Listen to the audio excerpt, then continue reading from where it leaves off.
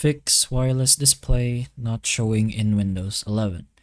So this usually means the optional feature isn't installed yet on your system, so the system won't detect it since it's not there yet. So what you're gonna have to do is open up your settings in your device, and then you're gonna go ahead and navigate yourself into the system. Scroll down until you find optional settings or optional features, sorry. In your optional features, you're gonna go ahead and press on view features, and a little user account control will pop out. Just go ahead and press on yes. Once you search for wireless features, it's not gonna appear yet since you haven't installed it.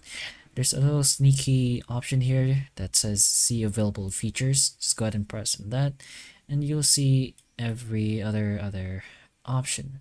Scroll down, you'll find wireless display. Of course, you could search for it if you'd like, but you're gonna go ahead and toggle that on as a check, and then press on add, and then it's just gonna go ahead and load and add itself to your optional features.